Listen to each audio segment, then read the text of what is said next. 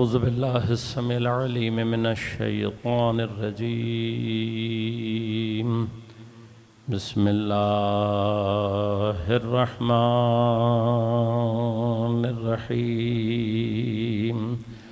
الحمد لله الذي هدانا لهذا وما كنا لنهتدي لولا أن هدانا الله لقد جاءت رسل ربنا بالحق. الصلاة والسلام على الرسول المسدد المصطفى الأمجد المحمود الأحمد أبي القاسم محمد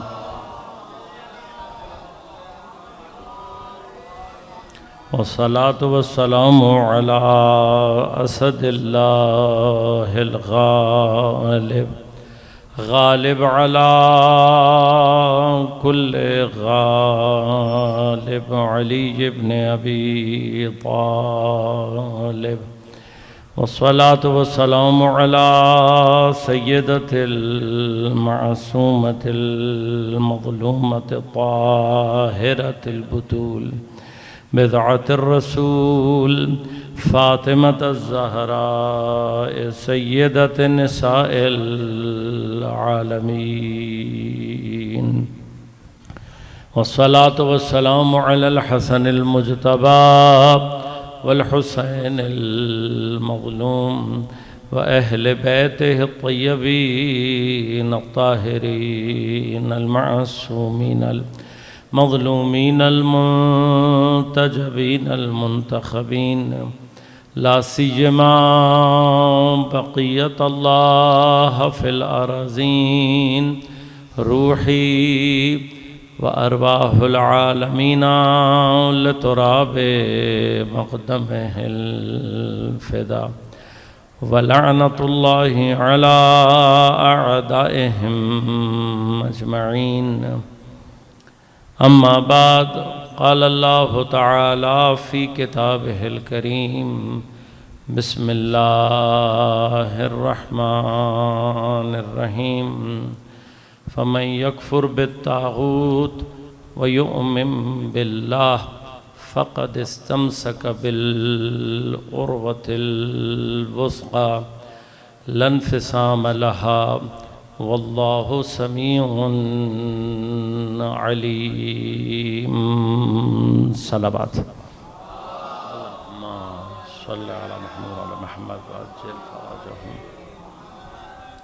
مومنین کرام، سامعین محترم، عزیزان گرامی قدر، عزاداران سید الشہداء، اس سال کے اس عشرہ اربعین کی پہلی خمسہ مجالس میں امام حسین علیہ السلام اور انقلاب کے عنوان سے انشاءاللہ پروردگار عالم کی مدد اور توفیق سے اور اہل بیت اطہار کی نگاہ لطف کے سائے میں کوشش کریں گے چند مطالب آپ کی خدمت میں تقدیم کر سکیں. گفتگو کے لیے آیت الکرسی کی جو آیات ہیں ان میں سے وہ مقام کے جہاں پروردگار عالم ارشاد فرماتا ہے کہ فَمَن يَكْفُرْ بِالطَّاغُوتِ وَيُؤْمِن بِاللَّهِ، جس کسی نے بھی طاغوت کا انکار کیا وَيُؤْمِن بِاللَّهِ اور اللہ پر ایمان لایا، جس نے یہ کام کیا فَقَدْ اسْتَمْسَكَ بِالْعُرْوَةِ الْوُثْقَىٰ، اس نے پروردگار کی مضبوط رسی کو بے شک تھام لیا. یہ رسی کے لانفصام لہا، کہ جس کے لیے انفصام نہیں ہے، کہ جو کھلنے والی رسی اور ٹوٹنے والی رسی نہیں ہے. واللہ سمیع علیم، اور اللہ تبارک و تعالی بہت سننے والا اور بہت جاننے والا ہے. عزیزان گرامی قدر، عاشورہ حسینی، نہضت کربلا، امام حسین علیہ السلام کا وہ اقدام ہے کہ جس نے طول تاریخ میں بشریت کو شعور، بصیرت اور آگاہی عطا کی۔ لہذا کربلا سے متعلق ہمیں جس اہم ترین چیز کو ذہن میں رکھنی ہے وہ یہ ہے کہ کربلا شعور، بصیرت اور آگہی کے ذریعے سے ہی حاصل ہوتی ہے۔ کربلا سے ہم جس نوع کا بھی رزق حاصل کرنا چاہتے ہیں وہ بغیر شعور اور بصیرت اور آگہی کے ممکن نہیں۔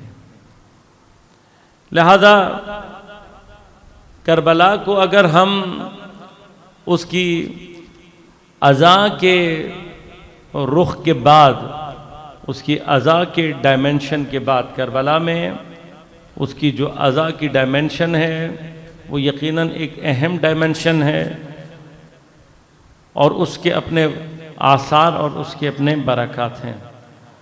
لیکن کربلا ازائے محض کا نام نہیں ہے۔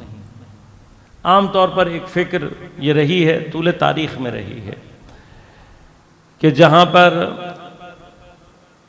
ازائے سید الشہداء سے متعلق بعض احادیث کے معنی اس طریقے سے کیے گئے ہیں کہ جس سے بعض افراد نے گویا یہ مطلب لینے کی کوشش کی ہے کہ کربلا کا واحد ہدف اور کربلا کا واحد مقصد صرف اور صرف گویا ازا، جبکہ ہم اس بات کو بہت اچھی طرح سے جانتے ہیں اور یہ ہمارے اعتقادات میں سے بھی شامل ہے کہ کربلا اور کربلا سے متعلق اور منسوب ہر شے شاعر اللہ میں سے ہے۔ خود عزاداری سید الشہداء الہی شاعر میں سے ایک اہم شاعر ہے، اور پھر عزاداری سے منسوب ہر شے، چاہے وہ ذوالجناح ہو، چاہے وہ علم ہو، چاہے وہ تابوت ہو، یہ تمام کی تمام چیزیں اللہ تبارک و تعالیٰ کے شعائر میں سے ہیں۔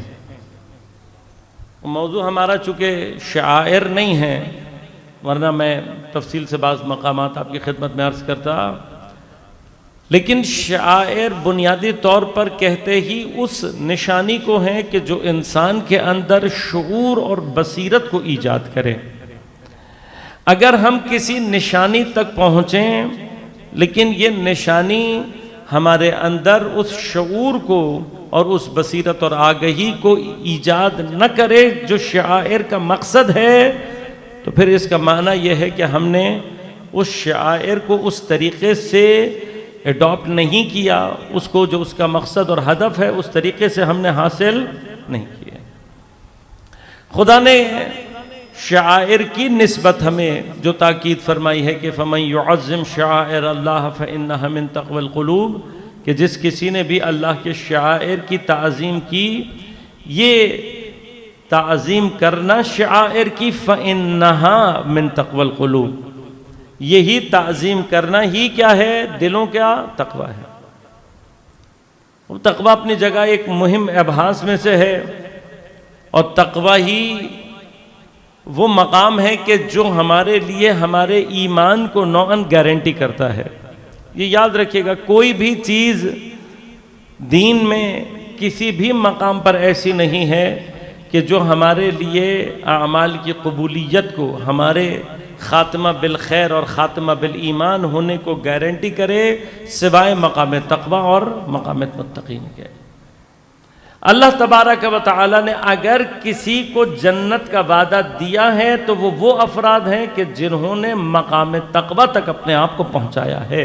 اُزْلِفَتِ الْجَنَّةُ لِلْمُتَّقِينَ، جنت کو اللہ تبارک و تعالی نے متقین کے لیے تزئین اور آرائش کیا ہے۔ یہ تقوی ہے کہ جو انسان کے خاتمہ بالخیر ہونے کو گارنٹی کرتا ہے۔ یا ایھا الذین آمنوا اتقوا اللہ حق تقاتہ ولا تموتن الا وانتم مسلمون، دیکھو اس وقت تک مت مرنا جب تک کہ تم مسلمان نہ ہو جاؤ۔ یہ اسلام پر مرنے کا یقین کب حاصل ہوگا؟ کہ جب انسان حق تقاتہ ہی یعنی تقوی کے حق کے مرحلے تک پہنچ جائے۔ انما یتقبل اللہ من المتقین، اللہ تبارک و تعالی تمام کے تمام اعمال کو صرف اور صرف متقین سے قبول کرتا ہے۔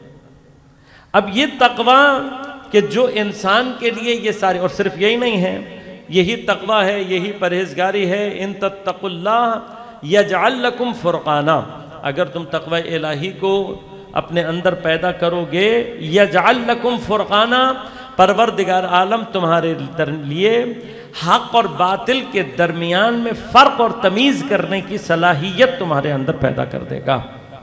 اب یہ تقوی کے آثار اور وہ برکات ہیں کہ اگر انسان واقعاً تقوی کی منزل پر آ جائے تو اس کے اندر یہ صلاحیت پیدا ہو جاتی ہے کہ پھر وہ اپنے زمانے کے حق اور باطل کے درمیان میں حق کو پہچان کر حق کا ساتھ دینے کی صلاحیت پیدا کر لیتا ہے۔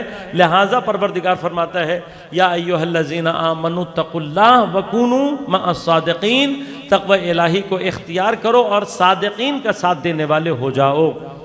اب یہ تمام کے تمام آثار، یعنی ان چند آیات کو بھی اگر ہم پے در پے اپنے ذہن میں رکھیں تو ہمیں یہ بات سمجھ میں آ جائے گی کہ واحد چیز ہے تقوی، کہ جو انسان کے لیے حق و باطل کے مارکے میں حق کا ساتھ دینے اور حق پر اس کے خاتمے کو تضمین کرتا ہے، گارنٹی کرتا ہے۔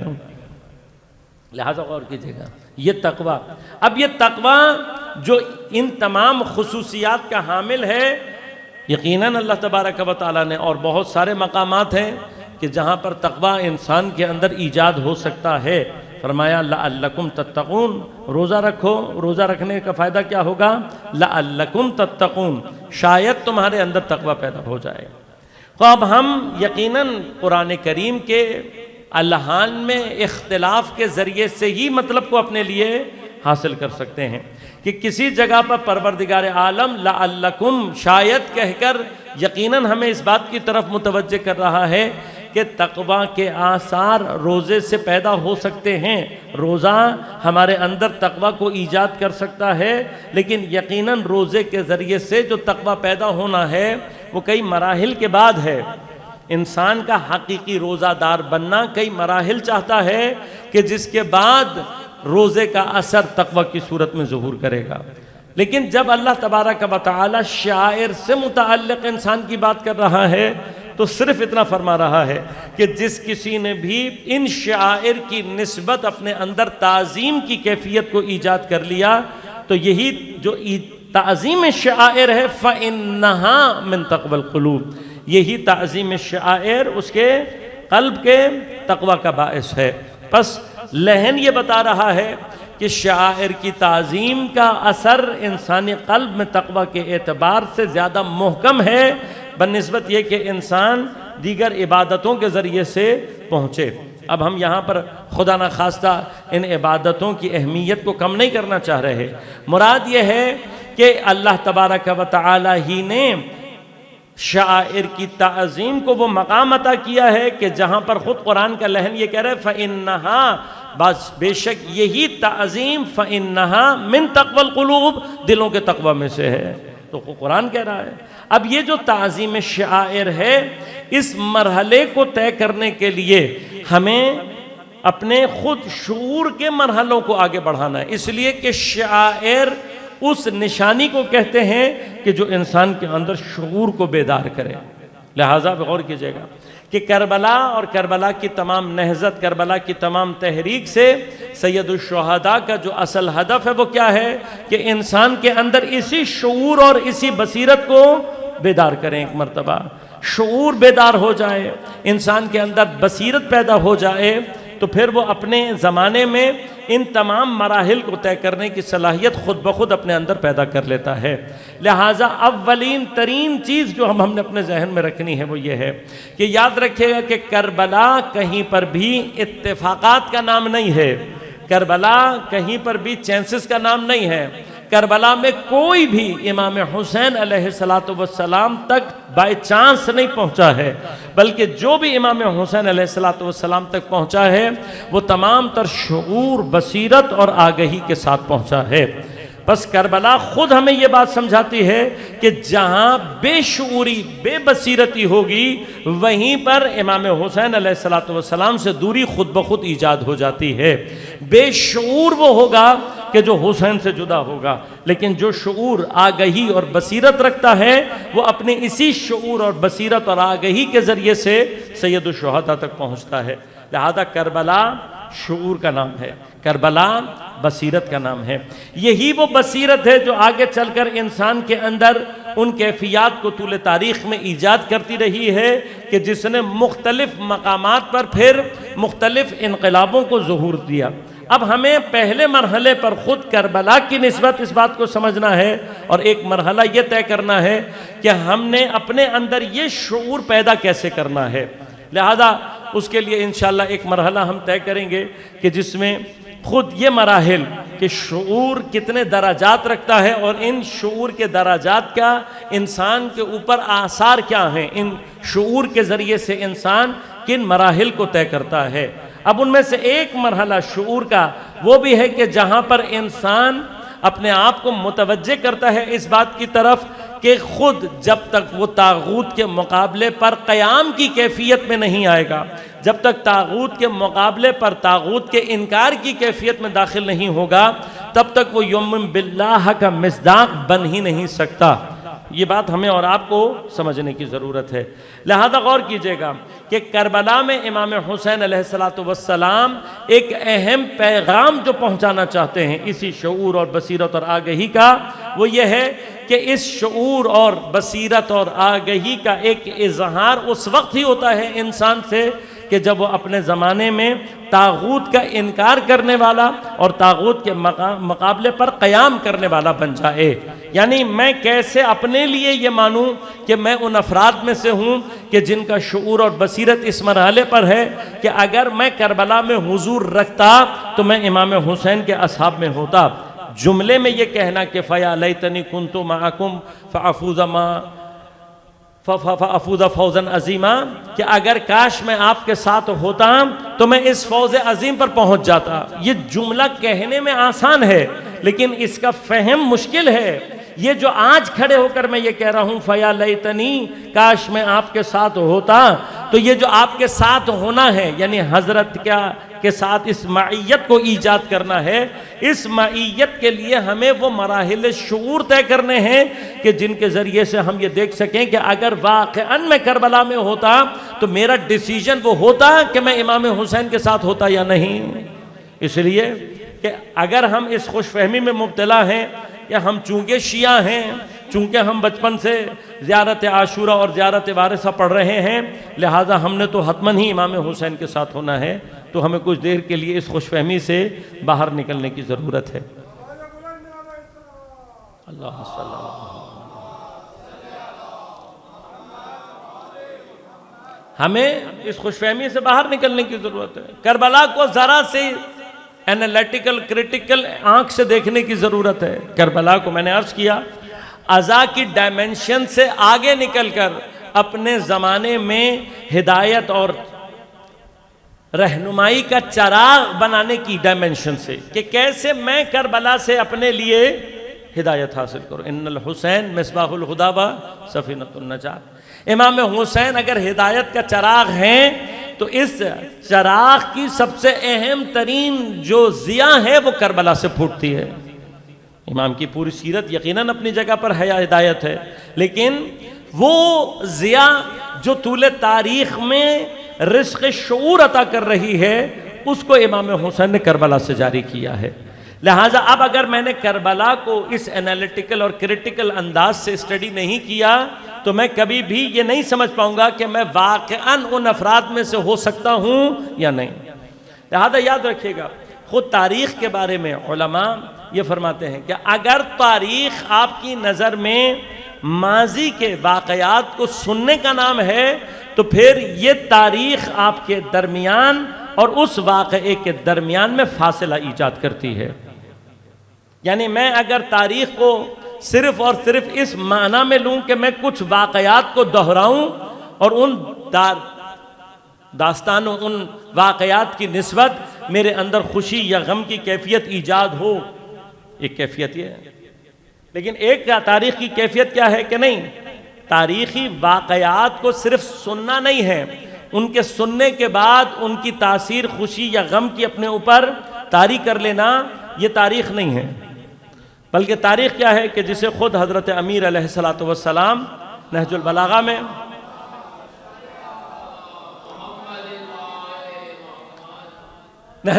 میں حضرت امیر علیہ السلام یہ کہہ کر اشارہ کرتے ہیں کہ میں نے گزشتہ اقوام کے حالات اور واقعات میں اس حد تک تدبر کیا کہ گویا میں ان میں ہی سے تھا. اس طریقے سے میں نے گزشتہ اقوام کے حالات اور واقعات کے اندر تدبر کیا. اور یہی وہ وجہ ہے کہ قرآن کریم، ایک بڑا حصہ قرآن کریم کا جو پروردگار عالم نے مختلف قصوں کو بیان فرمایا ہے، مختلف تاریخ کے واقعات کو بیان فرمایا ہے.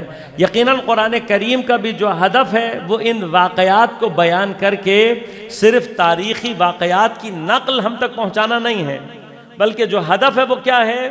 وہ ہدف یہ ہے کہ ہم ان تاریخ میں تدبر اور تفکر کے ذریعے سے، انالیٹیکل اور کرٹیکل اپروچ کے ذریعے سے گویا خود اس تاریخ کے اندر حضور پیدا کریں.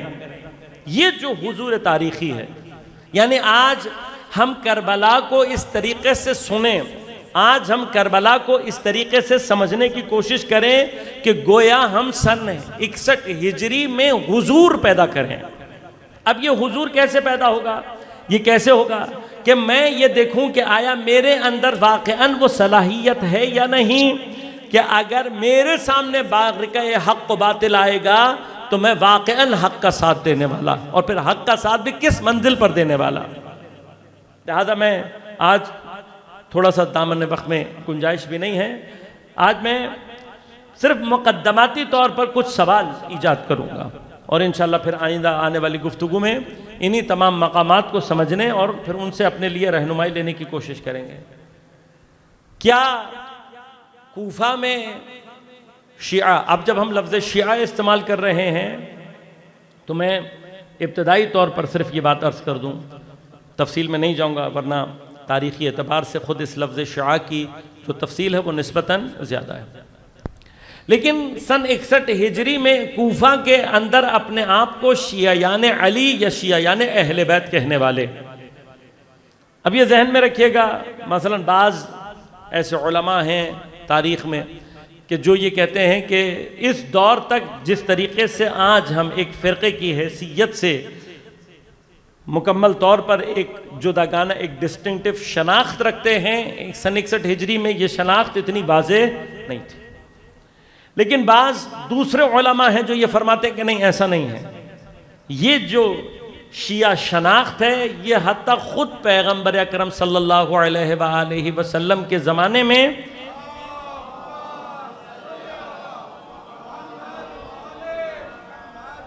ایک خاص شناخت کے طور پر متعارف ہو چکی تھی، اور غدیر نے اس شناخت کے اوپر مہر تثبیت ثبت کی ہے. یعنی باقاعدہ غدیر وہ ہے پوائنٹ کہ غدیر کے بعد واضح طور پر اسلام میں اسی دور کے اندر، گرچہ اس کے بعد پیغمبر کی جو حیات ہے وہ صرف 70 دن کی ہے، لیکن اس 70 دن کی حیات اور پھر آپ کے دنیا سے جانے کے بعد کے واقعات نے بہت ڈسٹنکٹیولی اس چیز کو ثابت کیا کہ غدیر کے بعد یا شیعہ ہیں یا غیر شیعہ ہے. ہاں، اسی کو اگر ہم دوسرے معنی میں کہیں تو ہم یہ کہیں گے کہ غدیر کے بعد سے ہی یہ طے ہو گیا تھا کہ مسلمان یا غدیری مسلمان ہیں یا غدیر کے مقابلے کے مسلمان ہیں. یہ واضح ہو گیا، اور اسی چیز کا نام وہ ہے کہ جو سقیفہ میں ہمارے اور آپ کے سامنے آتا ہے. اب یہ یقیناً ایسا ہی ہے کہ جو حقیقی معنی میں غدیری شیعہ ہے، جو غدیر سے، کیوں؟ اس لیے کہ یاد رکھیے گا کہ غدیر صرف من کنت مولا ہو فہذا علی مولا پر اختتام نہیں ہوتی ہے، بلکہ غدیر کے خطبے کو اگر آپ مفصل جا کر پڑھیں تو آپ کو پتہ لگے گا کہ غدیر 12ویں تک کی ولایت کے اعلان کا نام ہے. یعنی غدیر صرف حضرت امیر پہلے امام کی امامت کے آغاز اور ابتدا کا نام نہیں ہے. غدیر میں ہی پیغمبر نے 12ویں کی امامت اور ولایت تک کے مسئلے کو بیان کر دیا تھا. وہ کبھی کبھار بعض جگہوں پر مطلب ہے، جانا نہیں چاہتا میں اس طرف، لیکن بعض اوقات ہمارے ہاں کانوں میں بعض اوقات بڑی بعض مضاحکہ خیز قسم کی باتیں سننے میں آتی ہیں۔ مثلا کسی جگہ پر مثلا ایک صاحب وہ یہ فرما رہے ہیں کہ جی شیعوں میں امام کے غائب ہونے کے بعد، امام کی غیبت کے بعد شیعوں کا امام کے ساتھ ارتباط ختم ہو گیا، اور آغا خانیوں میں جو امامت کا تصور ہے اور امام حاضر کا جو تصور ہے، یہ ایک امامت کا صحیح تصور اور امام کے ساتھ ارتباط کا ایک صحیح تصور ہے۔ اگر آپ کو اتنا ہی صحیح تصور لگ رہا ہے تو آپ آغا خانی ہو جائیں، آپ کو روکا کس نے؟ ہو جائیں آپ آغا خانی، ہم نے روکا تو نہیں آپ کو۔ لیکن اگر آپ اپنے آپ کو واقعاً اثنا عشری کہہ رہے ہیں تو پھر قبلہ اپنے عقائد درست کرنے کی ضرورت ہے۔ پھر آپ ہمارے مکتب کے مطابق ہی اپنے، اگر آپ کے عقائد تشیع کے مطابق نہیں ہیں تو پھر آپ کو نہ امامہ پہننے کی اجازت ہے، ٹیکنیکلی اجازت نہیں ہے پھر آپ کو۔ اور مطلب بعض اوقات گفتگو سننے کے بعد یہ پتہ لگتا ہے کہ نہ ان کو پیری مریدی، نہ ان کو نظام اجتہاد و تقلید، نہ نظام ولایت فقیہ اور نہ امامت، ان چاروں چیزوں کے درمیان میں قبلہ کو فرق نامی چیز کہیں پر دکھائی نہیں دیتی۔ اور جس کو یہ فرق نہیں سمجھ میں آتے، جو ان چار چیزوں میں آپس میں مکس کر رہا ہے، اس کو پھر بدل، یعنی ٹیکنیکلی ہمارے ہاں بعض علماء نے یہ فرمایا کہ یہ شیعت سے باہر ہیں، وہ اسی لیے کہا ہے، اس لیے کہ آپ کو اگر یہ چار کانسیپٹ سمجھ میں نہیں آ رہے اور آپ ان کے درمیان میں خلط ملط کر رہے ہو، اور آپ کو آغا خانیوں کی امامت اور ہماری امامت کے درمیان میں ڈفرنس سمجھ میں نہیں آ رہا، تو بھائی پھر آپ اپنا خط تبدیل کریں، واضح کریں آپ کس خط پہ کھڑے ہوئے ہیں۔ اب ہم بالکل اطمینان سے بات کر رہے ہیں، یہ بحث فرقہ واریت کی نہیں ہے، لیکن ہم بالکل مطمئن ہیں کہ آغا خانیوں کے ہاں جو انحراف ایجاد ہوا ہے امامت کا، اس وجہ سے ہم ان کو اثنا عشری سے جدا کرتے ہیں۔ اب وہ شیعہ اپنے آپ کو کہلواتے ہیں، لکھواتے ہیں، یا ان کو شیعہ کنسیڈر کیا جاتا ہے، وہ کاملاً جدا بحث ہے، کاملاً جدا گانا بحث ہے۔ اس کو شیعہ اثنا عشری، وہ امامیہ، کوئی اپنے آپ کو امامیہ، امامت کا، امام کا لفظ استعمال کرنے سے کوئی امامیہ نہیں بن جاتا، ورنہ جتنے بھی دیگر اہل سنت کے مثلا فرقے ہیں، وہ سب اپنے مکتب کے جو مین فرد ہے اس کو امام کے نام سے ہی یاد کرتے ہیں، امام ابو حنیفہ، امام مالک، امام شافعی، امام حنبل، امام نسائی، امام، حتیٰ تیمیہ کے لیے بھی ان کے ماننے والے امام کا لفظ استعمال کرتے ہیں۔ اگر آپ لفظ امام کے ذریعے سے کسی کو امامیہ بنا رہے ہیں تو پھر تو سارے کے سارے مسلمان جتنے بھی ہیں وہ سب کے سب امامیہ ہو جائیں گے۔ امام کا لفظ استعمال کرنا ایک الگ بحث ہے، اور امامت منصوص من اللہ ہونا، اس میں فرق ہے۔ ہمارے ہاں 12ویں پر آ کر امامت اس لیے روکی ہے، اس لیے کہ اللہ نے روکی ہے، ہم نے نہیں روکی، یہ ہمارا مسئلہ نہیں ہے، یہ پروردگار کا ہے۔ اور جو امام غائب ہوا ہے وہ ایسا نہیں ہے کہ آپ کو نظام دے کر نہیں گیا، یہ الگ بات ہے کہ آپ کو اور ہمیں نظام کو سمجھنے میں مشکل پیش آئی ہے۔ اب آپ کو یہ لگتا ہے کہ امامت سے ہمارا رابطہ نہیں ہے، تو آپ کی عقل مجھے نہیں پتا کہ کہاں مصروف کار ہے، لیکن یہ بڑا آسان سا مسئلہ ہے۔ اگر تشیع کا اپنے زمانے کے امام سے کوئی بھی ارتباط نہ ہوتا تو پھر 1400 سال بلکہ 1200 سال جو خاص طور پر آپ نے امام کے بغیر گزارے ہیں، اب تک آپ کا شیرازہ بھی بکھر چکا ہوتا، آپ کا وجود بھی ختم ہو چکا ہوتا۔ تشیع میں اثنا عشری 12 اماموں کو ماننے والے شیعہ 1200 سال سے جو بالکل ایک مکتب کی شکل میں آج تک باقی ہیں، وہی ہمارے امام سے ہمارے رابطے کی سب سے بڑی دلیل ہے۔ اور جن آغا خانیوں کی آپ اتنی تعریفیں کر رہے ہیں، کبھی جا کر ایک مرتبہ ان کی اپنی تاریخ پڑھنے کی زحمت تو کریں۔ باتیں بنانا، باتیں بھگارنا بہت آسان کام ہے، جائیں کبھی آپ پڑھیں ان کے ہاں امامت میں کتنی مرتبہ انحراف پیدا ہوا۔ جب آپ کو پتہ لگے گا تو آپ کو اندازہ ہوگا کہ امامت منصوص من اللہ ہونے میں اور جعلی امامت بنانے میں کتنا فرق ہے۔ اپنی طرف سے امام بنانے میں اور اللہ کی طرف سے امام بنانے میں بنیادی طور پر فرق کیا ہے؟ ہمارا امام، یاد رکھیے گا، ظہور اور حضور بالکل دو الگ الگ کانسیپٹ ہیں۔ اب جس آدمی کو ظہور اور حضور کے درمیان میں فرق نہ پتا ہو، وہ امام حاضر اور امام غائب کا معنی پیدا کر ہی نہیں سکتا۔ ہمارے ہاں امام جب غائب ہوتا ہے تو امام کا حضور اس کے ظہور سے زیادہ شدید ہو جاتا ہے۔ اب یہ مسئلے ہیں، ان کو سمجھنے کی ضرورت ہے۔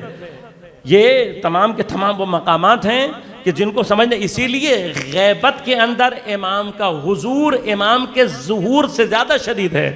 اب یہ مسائل ہیں، ان کو سمجھنے کی ضرورت ہے، اور ایسے نہیں ہے کہ امام نے ہمیں کوئی راستہ نہیں دیا ہے۔ اسی طرح سے نظام اجتہاد و تقلید میں مرجع کا زیادہ ہونا یا مراجع اعظام کی تعداد کا زیادہ ہونا ہمارے درمیان میں کہیں پر بھی اختلاف کو ایجاد کرنے کا باعث نہیں بنتا۔ چاند کا مسئلہ کوئی ایسی بحث ہے ہی نہیں کہ جس کو اختلافی نوعیت کے ساتھ بیان کیا جائے۔ اصلاً اس طرح کا کوئی کام نہیں ہے کہ چاند کے مسئلے کو لے کر آپ یہ کہیں کہ جی یہ اختلاف ہے، نہیں، اصلاً اختلاف نہیں ہے۔ یہ تو بعض ہمارے ہاں احمقوں کا نتیجہ ہوتا ہے، یعنی حماقتوں کا نتیجہ ہوتا ہے کہ وہ ایک مسئلہ کہ جس سے کوئی اختلاف ایجاد نہیں ہونا چاہیے، ہم اس میں بھی اختلاف ایجاد کر دیتے ہیں۔ ورنہ کیا مسئلہ ہے؟ اگر فرض کریں کہ دو عیدیں ہو رہی ہیں تو یہ کوئی دو عیدوں کا ہو جانا کوئی بہت بڑی مشکل ہے کیا؟ یہ واقعاً امت میں اس کا مطلب یہ کہ آپ کو نہ اختلاف کا معنی پتہ ہے، نہ آپ کو امامت کا معنی پتہ ہے، نہ امت کا کانسیپٹ پتہ ہے، نہ شریعت کے احکامات کا مسئلہ آپ کو پتہ ہے۔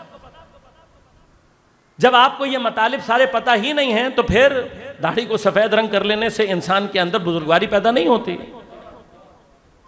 یہ سارے کے سارے مسائل ہیں، ان کو سمجھنے کی ضرورت ہے۔ جب شعور نہ ہو، بصیرت نہ ہو، آگاہی نہ ہو تو انسان اس طرح کے مسائل کو کامنلی ایجاد کرتا ہے۔ اب آج 1400 سال گزرنے کے بعد ہمارے ہی درمیان سے ہمارے ہی امامہ سر پہ رکھ کر مثلاً کوئی شخص آ کر اگر اس طرح کی باتیں کرے جس سے یہ پتہ لگے کہ نہ ان کو شیعہ کی ڈیفینیشن پتہ ہے، نہ ان کو امامت کے معنی پتہ ہیں، تو پھر ہم آپ عوام سے کیا توقع رکھیں گے؟ لیکن عزیزان من، بعض اوقات اللہ کا شکر ہے فرش اعضاء کی کم از کم ہمارے اوپر یہ احسانات رہے ہیں کہ ہمارے بچوں میں بھی بعض اوقات ان سے زیادہ شعور موجود ہے۔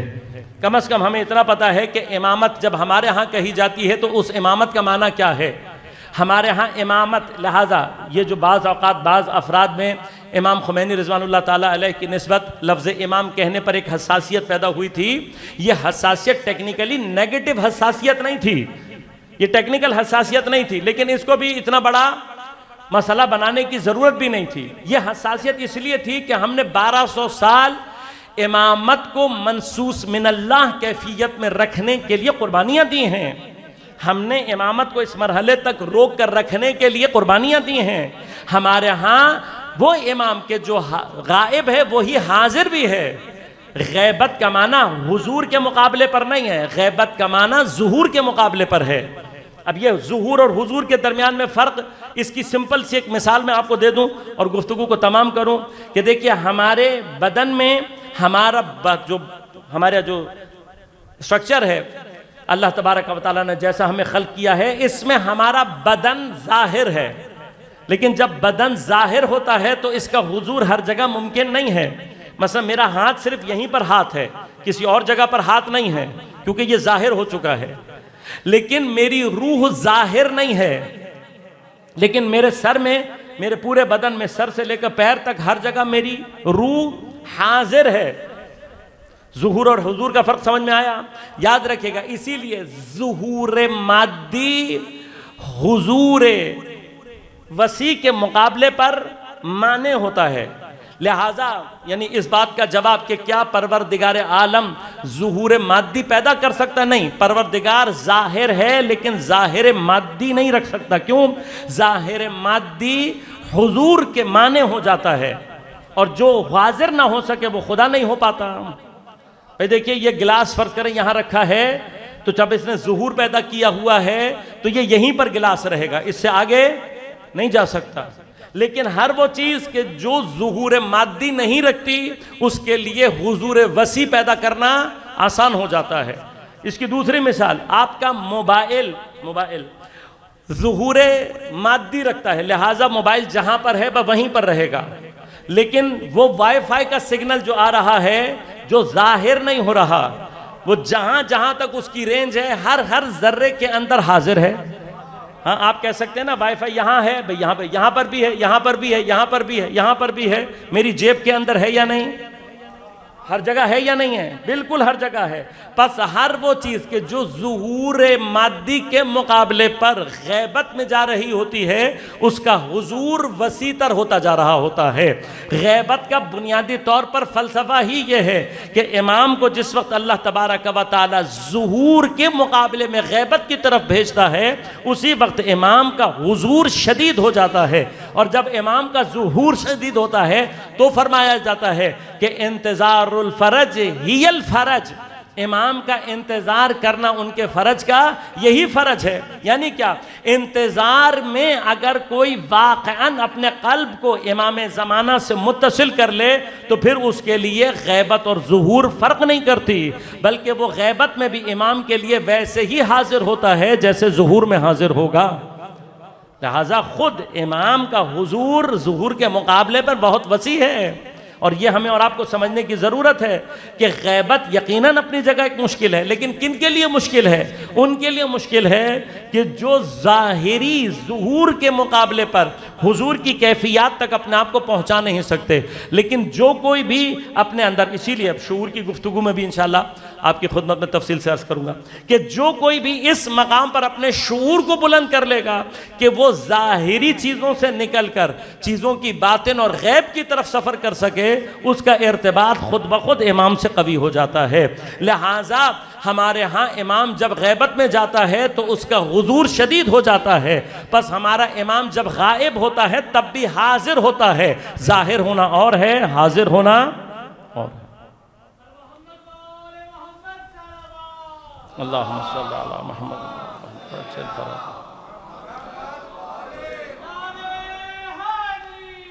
انشاءاللہ بعض مقامات آپ کی خدمت میں تقدیم کروں گا، لیکن یہ سارے مقامات یہ سمجھنے کی ضرورت کہ کیا واقعاً تمام افراد تھے، حتیٰ وہ افراد کہ جو کربلا میں امام حسین کے مقابل کھڑے ہوئے ہیں، امام کو قتل کر رہے ہیں، کیا یہ بے شعوری میں بے بصیرتی اور بغیر آگاہی کے؟ نہیں، ایسا نہیں. حتیٰ وہ لوگ بھی جانتے ہیں، امام کو پہچانتے ہیں، اور جو نہیں پہچانتے امام نے اپنا تعارف کرایا. لیکن اپنا تعارف کرانے کے باوجود بھی امام متوجہ کر رہے ہیں، تمہیں میری بات سنائی نہیں دے رہی، تم میری بات سمجھ نہیں پا رہے. کیوں نہیں سمجھ پا رہے؟ قد ملئت بطونکم من الحرام، اس لیے کہ تمہارے پیٹ حرام سے بھرے. انشاءاللہ میں بعض مقامات کو عرض کروں گا کہ یہ وہ چیزیں ہیں کہ جو ہمارے انہی شعور کے مقابلے پر حائل ہوتی ہیں، رکاوٹیں بن جاتی ہیں. جب یہ رکاوٹیں ایجاد ہوں تو پھر شعور اور بصیرت اس طرف انسان کے اندر اس کی رہنمائی نہیں کرتی، یعنی وہ شعور اور وہ بصیرت پیدا نہیں ہوتی کہ جو حق کا ساتھ دینے کی صلاحیت انسان کے اندر پیدا کرے. پھر کیا ہوتا ہے؟ متوجہ ہوتا ہے، جانتا ہوتا ہے کہ میں کیا کرنے جا رہا ہوں، اس کے باوجود بھی باطل کا ساتھ دیتا ہے حق کے مقابلے پر. ایک وجہ کیا ہے جس کو امام نے بیان کیا؟ قد ملئت بطونکم من الحرام، تمہارے پیٹ حرام سے. حرام کا ہم سمجھتے ہیں کہ شاید صرف چوری کا نام حرام ہے، شاید رشوت کا نام حرام ہے، شاید سود کا نام حرام ہے. نہیں، حرام حرام. ہر وہ جگہ، ہر وہ مقام کے جہاں پر کسی کا کوئی حق ہم نے غصب کیا ہوا ہے، حرام. خمس نہیں نکالتے، ہم سمجھتے ہیں ہمارے پاس ہے نہیں. آپ کے نہ سمجھنے سے ایسا تو نہیں ہے کہ خمس آپ کے اوپر واجب نہیں. میرے نہ سمجھنے سے تو نہیں ہوگا نا. اگر میرے اوپر خمس واجب ہوا ہے اور میں نے خمس نہیں نکالا، میرا سارا تصرف اپنے مال میں حرام. وہ یہ ضروری نہیں کہ ہم حرام کے لیے رشوت ہی لے رہے ہوں گے، کوئی چوری کر رہے ہوں گے تو ہم حرام کھانے والے ہوں گے. نہیں، ایک چھوٹا سا شرعی مسئلہ ہے. خمس کی طرف لاپرواہی، وراثت کے مسائل کی طرف لاپرواہی. ہمارے ہاں یہ ایک عام روش ہے کہ وراثت میں بہنوں کا کوئی حصہ، ماں کا حصہ، اگر میت کے والدین موجود ہوں ان کا حصہ ہم نے غیر اہم سمجھا. نتیجہ کیا نکلتا ہے؟ آپ وراثت میں حصہ نہیں دیں گے تو جب تک حصہ نہیں نکلا پورے کی پوری وراثت آپ کے لیے حرام ہے، تصرف۔ پر حرام کی جو کیفیت ہے وہ بہت وسیع ہے، اور جب تک انسان اس حرام کے مقابلے پر سینسٹیونیس ایجاد نہیں کرتا تب تک وہ یہ بھلا دے کہ وہ کبھی بھی کسی بھی مقام پر اپنے زمانے کے امام کا ساتھ دینے والے افراد میں سے ہو سکتا ہے، ممکن ہی نہیں۔ اور دوسری جانب امام حسین انہی تمام چیزوں کو ظہور دے رہے ہیں، لہذا اپنے ساتھ بچے بھی امام حسین وہ لے کر گئے ہیں کہ جن کے اندر حلال اور حرام کی تمیز اور حلال اور حرام کے مقابلے پر سینسٹیونیس موجود ہے۔ لہذا یہ تمام مقامات ہیں، امام حسین اپنے ساتھ جتنے بھی افراد کو لے کر گئے ہیں، یہ تمام کے تمام افراد تمام شعور اور بصیرت کے ساتھ امام کے ساتھ۔ کوفہ کے بازار میں کھڑے ہوئے ہیں بچے، 3 دن کی بھوک اور پیاس کربلا میں ہے، 2 دن کی بھوک اور پیاس اور سختی اس سفر میں ہے کہ جو نہایت سختی کے ساتھ کربلا سے لے کر کوفہ تک طے کروایا گیا۔ آج مومنین کربلا سے کوفہ سے پیدل سفر کر کے آتے ہیں کربلا کی جانب، 1000 طرح کی فیسلٹیز موجود ہیں، لیکن امام حسین کے بچوں کو، اسیران کربلا کو تاریخ کہتی ہے بے کجابہ اونٹوں پر اسیروں کی طرح سے باندھ کر تیزی کے ساتھ، ان اونٹوں کو تیزی کے ساتھ دوڑایا گیا ہے اور کوشش کی گئی ہے کہ جلد از جلد کوفہ پہنچا جائے۔ لہٰذا بعض علماء کہتے ہیں کہ 12 ہی محرم کو، بعض نے لکھا 13 کو، کوفہ کے بازار میں کھڑے ہوئے ہیں۔ اب اس پوری رنج اور تکلیف کی کیفیت کا اثر کیا ہے کہ بچے چہرے زرد ہو گئے ہیں بھوک اور پیاس سے، ہونٹ خشک ہیں بچوں کے، پتوں کی طرح سے لرز رہے ہیں شدت بھوک اور پیاس سے۔ ان کیفیات کے درمیان میں ام حبیبہ کچھ کھجوریں لے کر آئی ہے، وہ کھجوریں بچے منہ میں رکھیں، ابھی رکھا ہے، اور ام حبیبہ نے بس اتنا کہا ہے کہ میرے بچوں کا صدقہ ہے۔ صدقے کا لفظ سننا تھا، جناب زینب نے ایک مرتبہ صرف اتنا کہا، بچوں صدقہ ہم پر حرام ہے۔ یہ امام حسین کے بچے ہیں، یہ وہ تربیت کا اثر ہے، یہ وہ حساسیت ہے۔ اتنے بھوکے پیاسے وہ بچے جو ابھی بالغ نہیں ہوئے ہیں، ان کے اوپر ابھی احکام شرعیہ اس طریقے سے جاری ہونے والے نہیں ہیں، ان کے اوپر اضطراب اور اضطرار کی کیفیت شاید ایسی ہے کہ شاید ان کے لیے اس وقت یہ بھی مباح ہو جائے، لیکن تربیت کا اثر یہ ہے کہ ایک مرتبہ حرام کا لفظ سنا، کئی دن کے بھوکے پیاسے بچوں نے کھجور اپنے منہ سے باہر نکال دیے۔ ام حبیبہ ایک مرتبہ تڑپ کر رہ گئی، بچوں کھاتے کیوں نہیں ہو؟ کہا ہماری پھوپھی نے کہا ہے صدقہ ہم پر حرام ہے۔ یہ جملہ سننا تھا ام حبیبہ ایک مرتبہ چونک گئی، پھر کہتی ہے میری شہزادی نے بتایا تھا کہ صدقہ تو صرف آل نبی پر حرام ہوتا ہے۔ کہاں ہے تمہاری پھوپھی؟ بچوں نے جب اشارہ کیا جناب زینب کے سامنے آ گئی۔ آپ نے کیوں منع کیا؟ کہا تو نے سنا نہیں؟ کہا میں نے سنا، لیکن میری شہزادی نے بتایا تھا کہ صدقہ تو آل نبی پر حرام ہوتا ہے۔ آپ کون لوگ ہیں؟ کہاں سے آئے ہیں؟ کہا ہم بھی مدینۃ النبی سے آئے ہیں، مدینہ کا نام سننا تھا، میری شہزادی کا شہر ہے۔ آپ کس محلے سے تعلق رکھتی ہیں؟ کہا ہمارا تعلق بنی ہاشم سے ہے۔ بس بنی ہاشم کا نام سنا اب چونک گئی، تڑپ گئی۔ اور ایک مرتبہ کہتی ہے بنی ہاشم یہ تو آل نبی ہے۔ ارے میں تو سب بنی ہاشم کو جانتی ہوں۔ کہا تو جس کو شہزادی شہزادی کر کے بیان کر رہی ہے کون ہے؟ کیا نام ہے؟ کہا میں کیسے برے بازار میں نام لے لوں؟ ارے زہرا کی بیٹی ہے، پیغمبر کی نواسی ہے، چادر تطہیر کی وارث ہے۔ کہا میرے کان میں نام بتا دے۔ ایک مرتبہ کان کے نزدیک ہونٹوں کو لے کر گئی اور کہتی ہے زینب کبریٰ، زینب علیا۔ کہا جسے شہزادی شہزادی کر کے بلا رہی ہے پہچانتی بھی ہے یا نہیں پہچانتی؟ تڑپ کر کہتی ہے بھائی کیسے نہیں پہچانوں گی، میں نے اتنے عرصے خدمت کی ہے اپنی بیوی کی۔ بس چہرے کو بلند کر کے کہا ام حبیبہ ذرا غور سے دیکھ۔ اب جو ام حبیبہ نے نگاہ ڈالی، سر کو پیٹ کر رو کر کہتی ہے شہزادی اگر آپ بازار میں ہیں تو حسین کہاں ہیں؟ عباس کیا ہوئے؟ فرمایا ام حبیبہ نگاہ کو بلند کر، تجھے نیزے کے اوپر عباس کی زیارت بھی ہو جائے گی، حسین کی زیارت بھی ہو جائے گی۔